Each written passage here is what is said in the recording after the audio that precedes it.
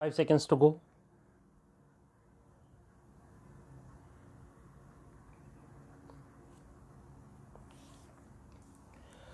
Start. Sir, once the very motion which we are discussing today is an economic one, I would confine myself to the economics of it, knowing that economic problems can be solved only by economic solutions and not by political solutions. We are discussing a national issue which is of vital concern to the people.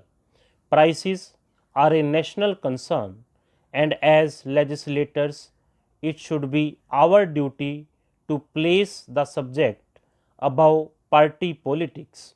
I believe prices and tempers should not rise simultaneously, at least on the floor of the House. It can happen in the market where prices and tempers rise together, but when tempers cool down, prices do not follow suit.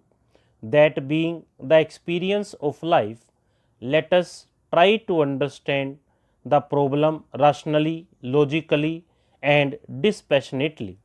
Let me reiterate today that what we are discussing is the current price situation and not the situation as it prevailed during the previous regime.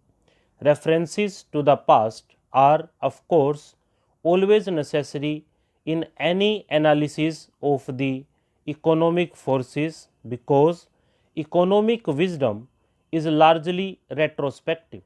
But let us not be bogged down in mutual recrimination because we want this debate to generate more light than heat, and that I hope that is the desire of everyone participating in it. But that has not been the trend so far. When we discuss the trend in the current prices, we have to remember the positive indications.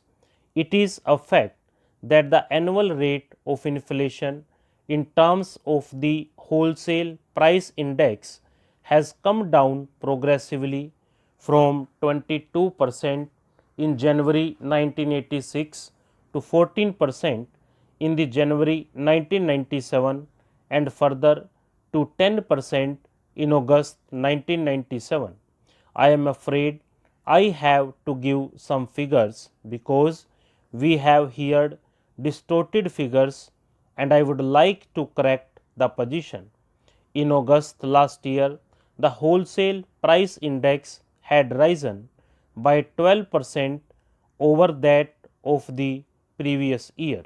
But on August this year, it rose only by 6%.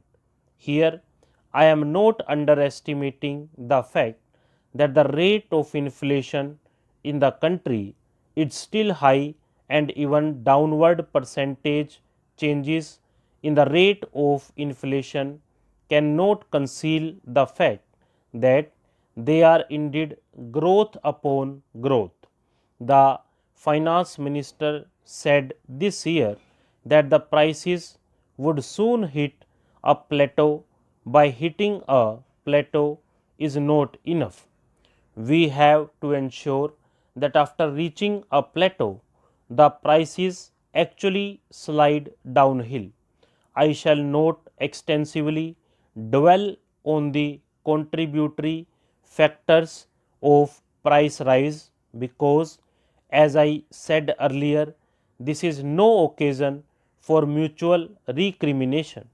But if one objectively analyzes the factors responsible for the massive price rise, I am sure many of you members sitting in the opposition will agree with me that you cannot evade responsibility for this entirely. The largest bungling with public finances and the total breakdown in infrastructure has been of the greatest tragedies in our economic life, and the shadow of that is still with us today. I shall also not go into the global factors such as the progressive rise in the prices of crude and also rise in the prices of other commodities which we have to essentially import. These are factors on which we have little control.